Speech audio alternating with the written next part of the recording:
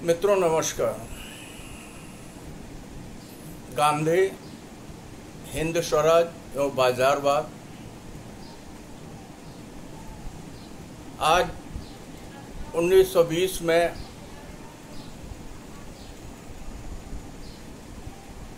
हिंद स्वराज महात्मा गांधी कृत एक छोटी सी पुस्तक है जो अपने समय में औपनिवेशिक आधुनिकता के प्रतिरोध के लिए लिखी गई। गांधी ने संवाद शैली में इसे 1909 में इंग्लैंड से दक्षिण अफ्रीका लौटते हुए एस किल्डोनन नामक पानी के जहाज पर यात्रा के दौरान लिखा। हिंद स्वराज 100 पृष्ठों की एक छोटी सी पुस्तक है जो 20 अध्यायों में विभक्त है। गांधी रामचरितमानस और भगवद गीता से प्रभावित रहे हैं। महाभारत के युद्ध में कुरुक्षेत्र में कृष्ण अर्जुन के संवाद जिस तरह सभ्यता के विमर्श को आगे बढ़ाते हैं, उसी तरह गांधी का मूल उद्देश्य धर्म की स्थापना करना है। पाठक और संपादक के बीच संवाद शैली में गांधी ने लिखा है। सजग पाठक भी गांधी और कुशल संपादक चिंतक गांधी शायद पाठक और संपादक की भूमिका रेखांकित कर रहे थे। यह गांधी से गांधी का संवाद है। हिंद स्वराज में गांधी भारतीय सभ्यता के विमर्श को नई दिशा दे रहे थे, जिसका मूल उद्देश्य भारतीय सभ्यता की समीक्षा करते हुए ऐसी सभ्यता की स्थापना करने पर बल देना था जहां धर्म रूढ़ अर्थों में नहीं बल्कि नैतिक व्यवस्थित शासन की स्थापना हो। गांधी का मूल उद्देश्य जो है व्यवस्थित शासन की स्थापना ही है।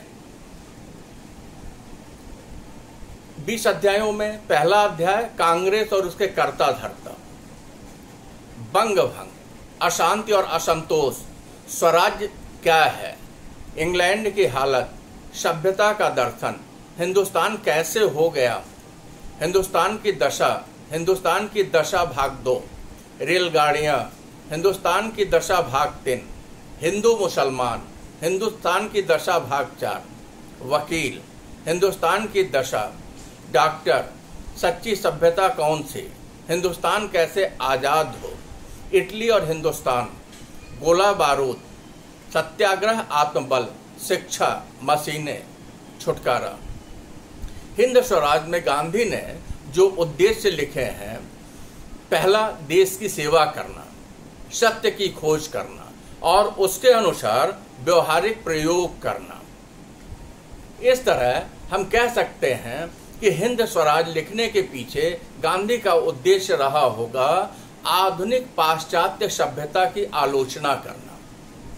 दूसरा, स्वराज्य का अर्थ स्पष्ट करना। तीसरी बात, भारतीयता के अनुकूल व्यवहारिक दर्शन की स्थापना करना।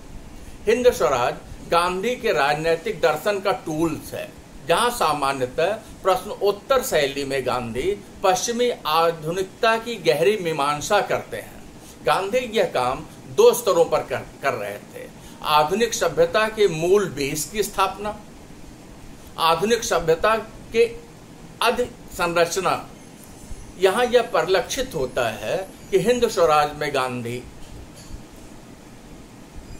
आलोचना के कर्म तक ही सीमित नहीं रहते, बल्कि पाश्चात्य सभ्यता की समीक्षा करते हुए हिंदुस्तानी सभ्यता की जमीन तैयार कर रहे होते हैं। हिंद स्वराज की विशेषता सभ्यता की आलोचना नहीं बल्कि वैकल्पिक हिंदुस्तानी सभ्यता की स्थापना करना था। हिंद स्वराज में गांधी ने कई नई बातें कही, जैसे आधुनिक सभ्यता पर गांधी के विचार, आधुनिक सभ्यता आदमी को लगातार गुलाम बनाती जा रही है, क्योंकि आप जितना दूसरों की चीजों पर निर्भर करेंगे उतना ही आप गुलाम होते चले जाएंगे। और स्वराज को वे मात्र राजनीतिक स्वतंत्रता नहीं मानते थे, बल्कि हिंद स्वराज उन लोगों के खिलाफ लिखी गई है जो हिंसा और औद्योगिक सभ्यता से इस देश का विकास करना चाहते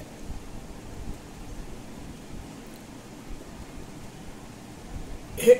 शिक्षा, स्वास्थ्य, रेल, वकील आदि पर गांधी के विचार मौलिकता लिए हुए हैं। हिंद स्वराज लिखते समय आधुनिकता विकास के नाम पर पाश्चात्य तकनीकी, संसदीय पद्धति आदि के अनुकरण की कोशिश हो रही थी। उसको गांधी जी आधुनिक मानने को कतई तैयार नहीं थे। महात्मा गांधी का हिंद स्वराज भारत की आधुनिकता को चिन्हित करने का पहला प्रयास है। गांधी हमें सावधान कर रहे थे, सजग कर रहे थे। आयातित उपनिवेशवादी मानसिकता हमारे लिए घातक सिद्ध होगी, जो आज स्पष्ट परिलक्षित हो रही है, दिखाई पड़ रही है कि हमारा देश बाजार बन चुका है। गांधी पहले व्यक्ति थे जिन्होंने भविष्य दृष्टा ऋषि की तरह पश्चिमी सभ्यता में निहित अशुभ प्रवृत्तियों की खतरनाक संभाव्य शक्ति का पर्दाफाश किया है। दूसरे चिंतकों ने उपनिवेशवाद के विरुद्ध आवाज उठाई थी, परंतु किसी ने आधुनिकता के पश्चिमी मॉडल का विरोध नहीं किया था।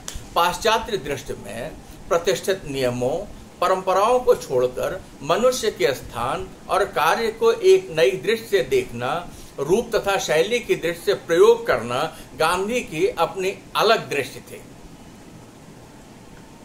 गांधी हिंद स्वराज पाश्चात्य आधुनिक सभ्यता की पहली समीक्षा है। डेवलपमेंट का भविष्यमुखी गुणात्मक मूल्यांकन है।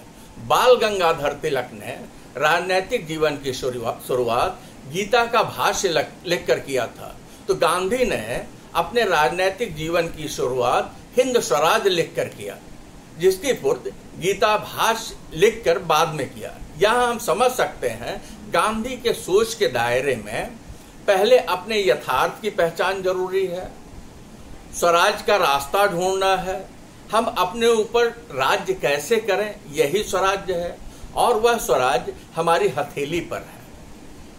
अपने मन का राज्य स्वराज्य है, जिसकी कुंजी सत्याग्रह, आत्मबल और उस बल को अपनाने की जरूरत है, और बाद में गीता के स्वधर्म, निष्काम कर्म और आत्मसमर्पण के मॉडल की सहायता से उसे पुख्ता मजबूत करना है। इस संदर्भ में द्रष्टव्य है कि गांधी ने ब्रिटिश शासन व्यवस्था के लिए अपशब्दों का भी प्रयोग किया है। पश्चिमी सभ्यता का प्रतिरोध, यंत्रवाद का विरोध, रेल पाश्चात्य चिकित्सा पद्धति, अस्पताल, न्यायालय, दान पद्धति का विरोध, या ब्रिटिश संसद को गांधी ने बाज और वेश्या तक कह दिया है। गांधी को इस बात का पता था कि विदेशी ज्ञान विज्ञान की चकाचौंध के द्वारा औपनिवेशवाद के विस्तार की आधुनिक प्रक्रिया है। वैश्विक आधुनिकता में के हम मात्र ग्रहीता बने रहेंगे, हमें सृष्टा बनने का अवसर कभी नहीं मिलेगा। यही कारण है गांधी पाश्चात्य आधुनिकता के धोखे का प्रतिरोध करते हैं, चिन्हित करते हैं। उनकी कोशिश होती है कि वैश्विक आधुनिकता के छद्मजाल को हटाकर आधुनिक भारतीय दृष्टिकोण की स्थापना करना, जहां आधुनिकता के स्वयं हम ही नायक हों। हिंद स्वराज एक वैकल्पिक स्थिति पैदा करता है, एक वैकल्पिक मूल्य व्यवस्था की स्थापना करता है। यह भारतीय आधुनिकता की सबसे बड़ी बात है। पाश्चात्य आधुनिकता की तरह भारतीय आधुनिकता को बहिष्कृत कर दूसरों को प्रतिष्ठित नहीं करना चाहिए। यहाँ वैकल्पिक परिस्थितियां पैदा की जाती हैं। हिंद स्वराज स्व की स्वाधीनता की बात करता है, अपने को पहचानने की बात करता है, सिर्फ विकास की बातें नहीं करता है जिसमें अधिक धन पैदा हो सके। ऐसी दुनिया के लोगों की बातें करना है जिनके सहयोग से स्वराज मिल सके। गांधी जी आधुनिकता और परंपरा को जोड़ने की बातें नहीं करते, बल्कि आधुनिकता की नई संरचना का निर्माण करते हैं। भारतीय संस्कृति तथा चिंतन की सबसे बड़ी बात विविधता है। असहमति को स्वीकार करते हुए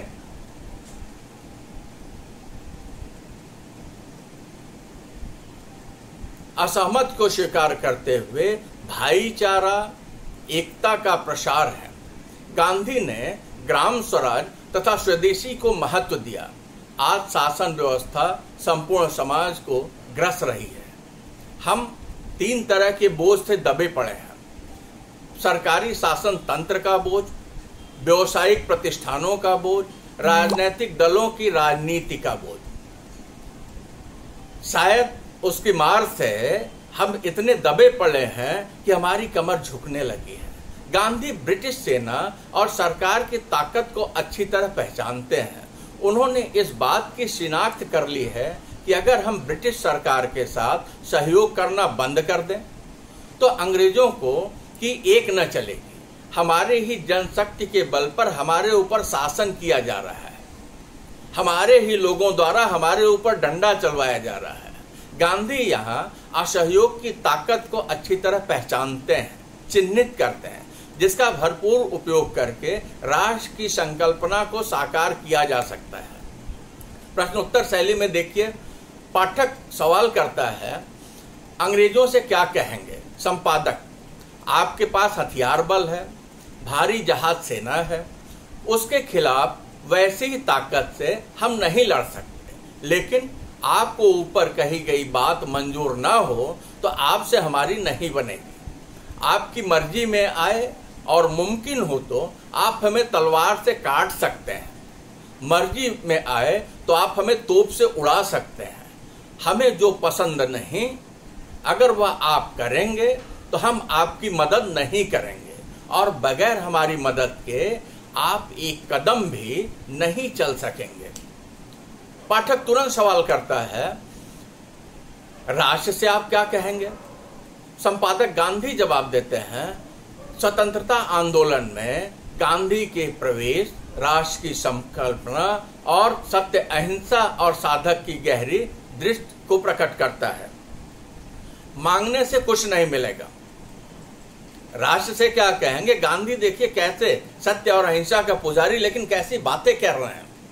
राष्ट्र से क्या कहेंगे? तो राष्ट्र को संबोधित करते हुए गांधी लिखते हैं, मांगने से कुछ नहीं मिलेगा, वह हमें खुद ही लेना होगा। उसे लेने की हम में ताकत होनी चाहिए। यह ताकत उसी में होगी जो अंग्रेजी भाषा का उपयोग लाचारी में ही करेगा। नंबर 2, जो वकील होगा तो अपनी वकालत छोड़ देगा और खुद घर में चरखा चलाकर कपड़े बुन लेगा। नंबर 3, जो वकील होने के कारण अपने ज्ञान का उपयोग सिर्फ लोगों को समझाने और लोगों की आंखों को खोलने के लिए करेगा। नंबर 4, जो वकील होकर वादी प्रतिवादी, मुद्दई मुद्दालह के झगड़े में नहीं पड़ेगा, अदालत को छोड़ देगा और अपने अनुभवों से दूसरों को अदालत छोड़ने के लिए समझाएगा। 5वीं बात, जो वकील होते हुए भी जैसे अदालत छोड़ेगा वैसे न्यायाधीशपन भी छोड़ेगा। 6ठी बात, डॉक्टरों के लिए कहते हैं, जो डॉक्टर होते हुए भी अपना पेशा छोड़ेगा और समझाएगा कि लोगों के चमड़ी चोथने की बजाय बेहतर है उनकी आत्मा को छुआ जाए और उसके बारे में शोध करके उसे तंदुरुस्त बनाया जाए।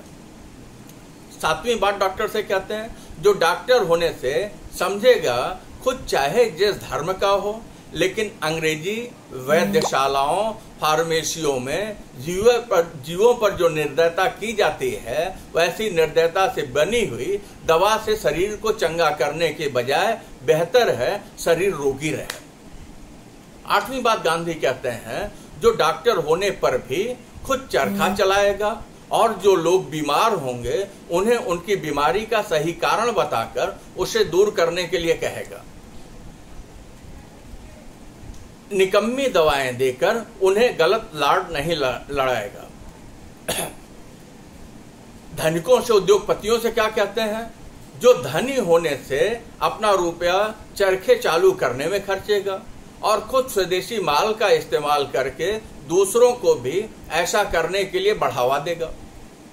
11वीं बात गांधी वहां कहते हैं राष्ट्र से, दूसरे हर हिंदुस्तानी की तरह जो यह समझेगा यह समय पश्चाताप, प्रायश्चित का और शोक का है। 12वीं बात गांधी कहते हैं, अंग्रेजों का कसूर निकालना बेकार है। हमारे कसूर की वजह से हिंदुस्तान में आप हैं, हमारे कसूर के कारण ही वे यहाँ रहते हैं और हमारा कसूर दूर होगा तब वे यहाँ से चले जाएंगे या बदल जाएंगे।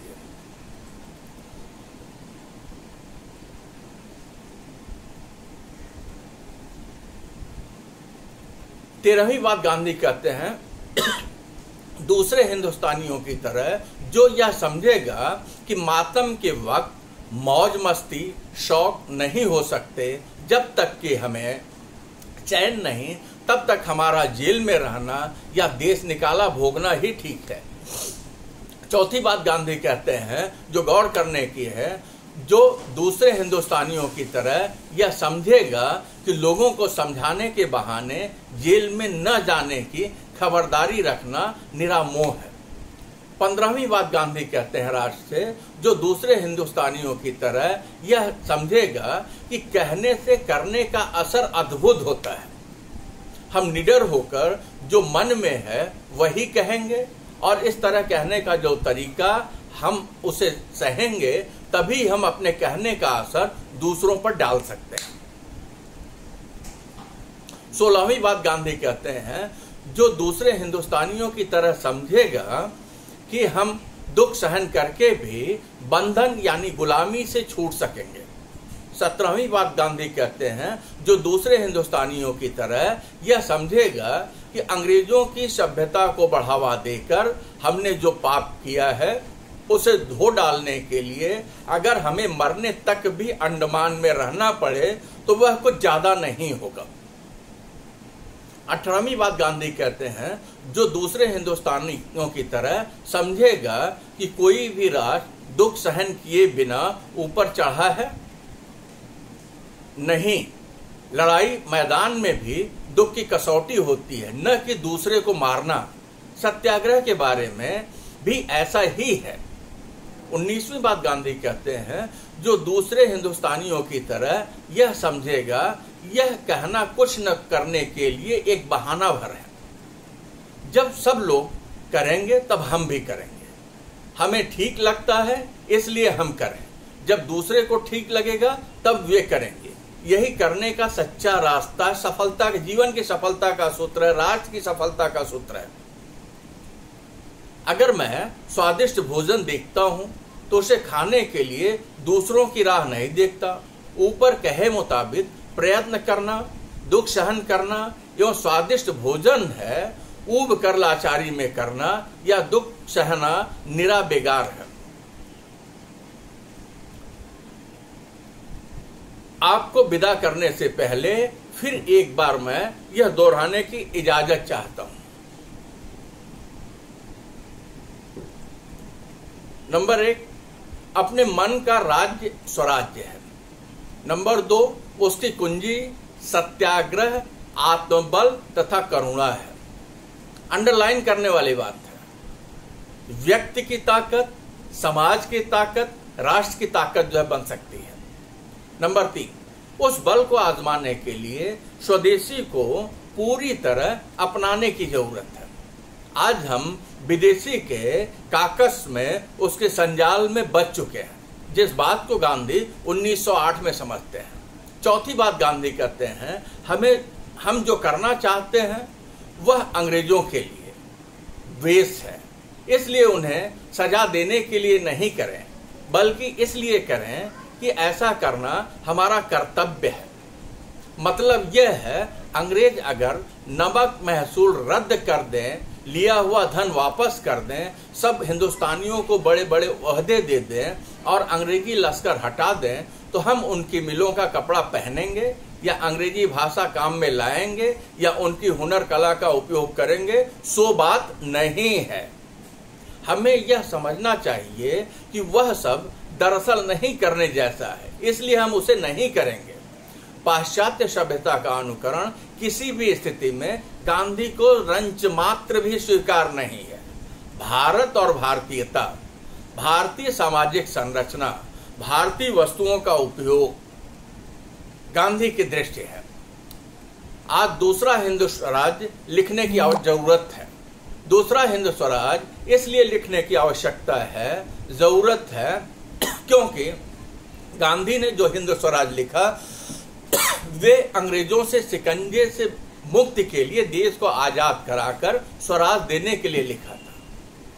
आज आपको और मुझको ऐसा हिंद स्वराज लिखना है जिसमें हम अपने ही देश के 10% कुछ प्रतिशत लोगों के शिकंजे में 90% लोगों को आजाद करा सके। प्रभाष जोशी नया ज्ञानोदय में 2009 में लिखते हैं, देश में बढ़ रही सांप्रदायिक शक्तियां का हमारे जीवन में दखल नव उपनिवेशवाद के खतरे तथा पूंजीवाद के अंतर्विरोध को गांधी अच्छी तरह समझ रहे थे। विदेशी वस्तुओं का प्रयोग हमारी स्वतंत्रता के राह में बाधक था, तो दूसरी ओर बाजार पर निर्भरता की भयावहता को रेखांकित करते हुए कहते हैं, पाश्चात्य सभ्यता आदमी को लगातार गुलाम बनाती जा रही है, क्योंकि आप जितना भी दूसरों की चीजों पर निर्भर करेंगे उतना ही गुलाम होते जाएंगे। आज हम देखें तो हमारे घर के दरवाजे से लेकर के आंगन तक, रसोई में, यहाँ तक कि हमारे बेडरूम में, हमारे मन और मस्तिष्क में विदेशी वस्तुओं ने अपना घर कर लिया, अपना स्थान बना लिया है। जिस बात को गांधी आज से लगभग 112 साल पहले जो है उन्होंने अच्छी तरह से चिन्हित कर लिया था, और वो इस बात का प्रतिरोध करना चाहते थे कि विदेशी पे निर्भरता, गुलामी को बुलाना। महात्मा गांधी की चिंता इस देश में, भारत में स्वराज लाने की थी, और स्वराज को यह मात्र राजनीतिक स्वतंत्रता नहीं मानते थे, बल्कि हिंद स्वराज उन लोगों के खिलाफ लिखी गई जो हिंसा और औद्योगिक सभ्यता से ही देश का विकास करना चाहते हैं। देश की बहुसंख्यक संपदा पर कब्जा जमाए हुए 10% लोगों के शिकंजे में कसे हुए 90% आवाम को मुक्त कराना था। पूंजी और बाजार के खतरे को रेखांकित करते हुए गांधी कहते हैं, वे अपने जो हमारे देश के आर्थिक विकास का गलत तरीके से लाभ उठा रहे हैं, चोरी कर रहे हैं, संसाधनों की चोरी करके अपना रहे हैं और अपने धंधे बाहर ले जा रहे हैं और करोड़पति हो रहे हैं। नया ज्ञानोदय में 2009 में प्रकाशित है गांधी का कथन। गांधी ने चंद पूंजीपतियों की लोलुपता को चिन्हित किया और इस बात को चिन्हित किया कि यहाँ जो है हमारे संसाधनों के ऊपर बलात् कब्जा कर लिया जा रहा है, और कुछ लोगों का करोड़पति होना, बहुसंख्यक को अन्न के लिए मजबूर होते देखना गांधी को असहनीय था। औपनिवेशिक सत्ता के दौर में बाजार के खेल को गांधी अच्छी तरह समझते थे। देश की आर्थिक संपत्ति पर सबका समान अधिकार हो, किंतु कुछ उद्योगपति बहुसंख्यक संसाधनों पर कब्जा जमा चुके हैं। हमारे उद्योगपति व्यवसाय के लिए दूसरे देशों में जाने लगे हैं। हमारी संपत्ति का लाभ हमें न मिलकर इधर उधर के लोगों को मिल रहा है, जिनका उद्देश्य धन से धन बनाना है। व्यापार के नाम पर उपनिवेशवाद के बदलते खतरनाक चेहरे को बेनकाब करते हैं। बाजार का इससे भयावह असर क्या होगा कि हमारे पास जीवन जीने के लिए मूलभूत संसाधन नहीं है, तो दूसरी ओर करोड़ों रुपए देश की सीमा के बाहर व्यापार में लगाए जा रहे हैं। रोटी, कपड़ा, मकान, चिकित्सा, शिक्षा जैसे मूलभूत संसाधन बहुसंख्यक आबादी के लिए आज भी स्वप्न जैसा है।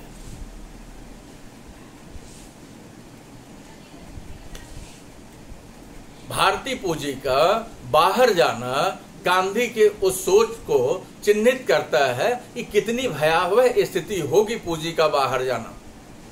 बदलते समय के साथ गुलाम बनाने के टूल्स भी बदले हैं। पहले सेना और ताकत के बल पर लोगों को गुलाम बनाया जाता था। अब गुलाम बनाने के लिए सेना और ताकत की उतनी जरूरत नहीं है। बाजार के माध्यम से आर्थिक गुलामी के शिकंजे में हमें कसा जा सकता है। ईस्ट इंडिया कंपनी का कटु अनुभव गांधी को झकझोर कर रख देता है। उनके शब्दों में, पहले लोगों को मार पीट कर गुलाम बनाया जाता था, आज लोगों को पैसे का और लोभ का लालच देकर गुलाम बनाया जाता है। पहले जैसे रोगी नहीं थे वैसे आज लोगों में पैदा हो गए और उसके साथ डॉक्टर नए नए रोगों की खोज करने लगे हैं। यह रोग कैसे मिटाया जाए? बाजार की शिनाख्त, बाजार की व्यवस्था और बाजार की ताकत का अंदाजा इस बात से लगाया जा सकता है कि पैसे के बल पर कुछ भी किया जा सकता है। अब सेना या ताकत की आवश्यकता नहीं। गुलाम बनाने के लिए अर्थ की शक्ति का होना, सर्वशक्तिशाली होना है। भौगोलिक उपनिवेश की जगह आज उसका स्वरूप बदला है और आर्थिक उपनिवेश स्थापित हो रहे हैं। भारत एक विश्व का सबसे बड़ा बाजार बनता हुआ दिखाई दे रहा है। हिंदुस्तान गुलाम कैसे हुआ, इस पर गांधी कहते हैं, हिंदुस्तान अंग्रेजों ने लिया हो सो बात नहीं, बल्कि हमने उन्हें दे दिया। हिंदुस्तान में वह अपने बल से नहीं टिके हैं, बल्कि हमने उन्हें टिका रखा है। हमारे देश में वह व्यापार के लिए आए थे। आप कंपनी बहादुर को याद कीजिएगा। उसे बहादुर किसने बनाया? कंपनी के लोगों की मदद किसने की? उनकी चांदी देखकर कौन मोह में पड़ जाता था? उनका माल कौन बेचता था? यहाँ गांधी इस बात की शिनाख्त करते हैं कि अंग्रेज हमसे ताकतवर नहीं थे।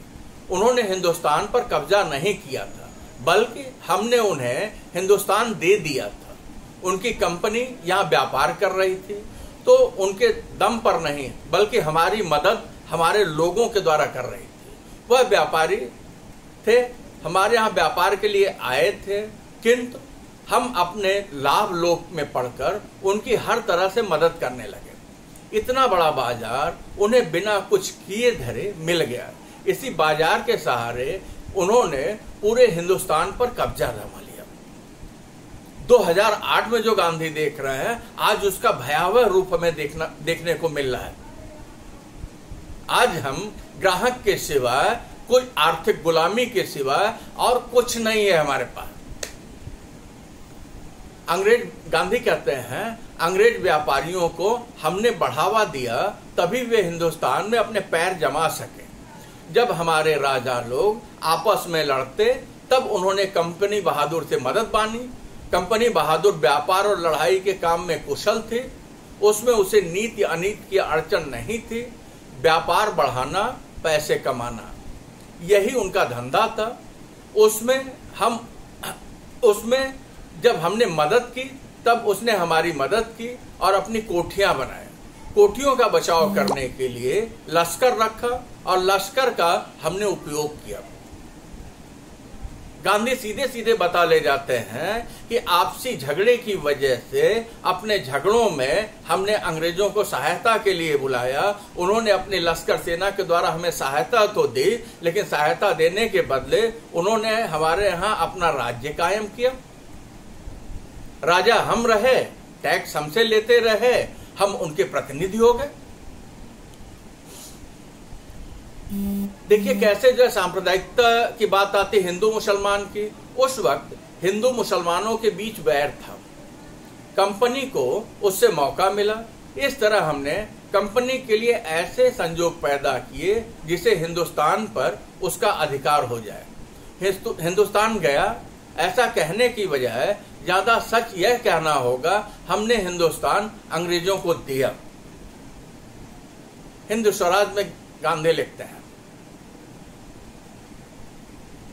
अंग्रेजों के संदर्भ में उनकी लिप्सा को, उनकी लोभ को, उनकी कुटिलता को, उनकी दुष्टता को, उनकी औपनिवेशवादी नीति को गांधी अच्छी तरह पहचानते थे और हिंद स्वराज में चिन्हित करते हुए लिखते हैं, वे जिस देश को अपने काबू में रखते हैं उसे व्यापार के लिए रखते हैं। यह जानने लायक है। उनकी फौजी और जंगी बेड़े सिर्फ व्यवसाय की रक्षा के लिए है। वैश्विक समीकरण आप देख लीजिए। एशिया महाद्वीप जो है हमेशा रण क्षेत्र बना हुआ है। कभी ब्रिटेन का हमारे ऊपर शासन था, कभी दोस्ती के नाम पर सोवियत रूस हमारे पास था, और आज जो है अमेरिका अपने काकस को फैला रहा है। भारत और चीन में माहौल गर्म है। बगल में पाकिस्तान हमेशा खरोचे मारता रहता है, आतंकवादियों को भेजता रहता है। जो हमें अस्थिर किए हुए है। सारा का सारा खेल जो है किसका? बाजार का है।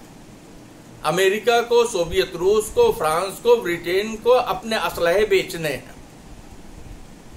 तो जब उन्हें अपने युद्ध के अस्त्र शस्त्र बेचने हैं तो विश्व बाजार में उन्हें भारत एक बड़ा ऐसा बाजार मिलता है जो कि असलहे खरीदेगा। पाकिस्तान ऐसा देश मिलता है जो उनके यहां से युद्ध के साजो सामान की खरीदारी करेगा।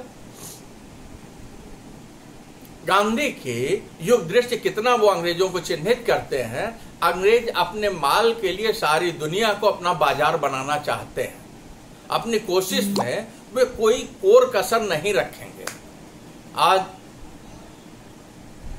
गांधी ने जिसे चिन्हित किया था, गांधी जिसका प्रतिरोध करना चाहते थे, गांधी जिसे रोकना चाहते थे कि पुनः हम राजनीतिक आजादी लेकर के आर्थिक गुलामी के शिकार न हो जाएं, आज जो है गांधी का वो प्रतिरोध शायद किसी तलछटी में पड़ा हुआ है और हम अंग्रेजों के आर्थिक गुलामी के शिकार हो चुके हैं। आवश्यकता 100 पृष्ठों में बिखरे, 20 अध्यायों में बंधे हिंद स्वराज्य को समझने की है। हिंद स्वराज को समझ लिया, गांधी को समझ लिया, ताकत मिल जाएगी। औद्योगिक पूंजीवाद के संदर्भ में गांधी के विचार देखिएगा। औद्योगिक पूंजीवाद मूलतः गुलामी और शोषण का व्यवहार है। इसे अंग्रेज हमारे यहाँ इसलिए लागू कर पा रहे हैं क्योंकि भारत के अमीरों ने अपने धन लाभ के लालच में उन्हें अपने यहाँ टिका रखा है।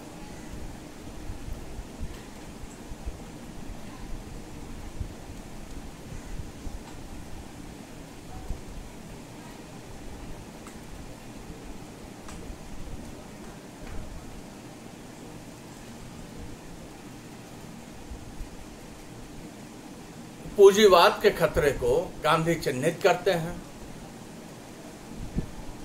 पूंजीवाद पूरी की पूरी भारतीयता को, भारतीय संस्कृति को, भारतीय ग्राम्य संरचना को निगल जाएगी। गांधी औद्योगिक पूंजीवाद और औपनिवेशिक रूप की आलोचना करते हैं। पूंजीवाद का खेल बाजार के रास्ते गुलामी की नई कहानी लिखता रहेगा। वह इसका विरोध करना चाहते हैं, प्रतिरोध करना चाहते हैं। अतः गांधी मशीनों की जगह मानवीय इस्तेमाल पर बल देते हैं। वह ऐसे किसी भी आर्थिक विकास की नीति से गांधी सहमत नहीं हुए जिसके कारण गांव और गांववासी बड़े पैमाने पर तबाह हों, बेरोजगारी बढ़े और सारी शक्ति कुछ लोगों के हाथों में सिमट जाए। गांधी का गांव देश दुनिया से अलग थलग और वह बेखबर नहीं था। गांधी जिस बात की गांव कर रहे थे वह सिर्फ भौगोलिक इकाई, सांख्यिकी आंकड़ा या सामाजिक वर्ग नहीं था। गांधी का गांव एक परिघटना, एक सपना था, एक संस्कृति तथा कुछ मूल्यों का समुच्चय था, जहां हमें किसी भी स्थिति में बाहर की वस्तुओं की आवश्यकता नहीं पड़ती थी। गांव अपनी आवश्यकता की वस्तुओं का स्वयं उत्पादन करता था। गांव अपने यहाँ से अपनी गांव की न्याय प्रणाली थी पंचायत। गांव में इलाज की सुविधा थी, वैद्य की। मतलब सब कुछ कैसा था? सब कुछ ग्रामीण।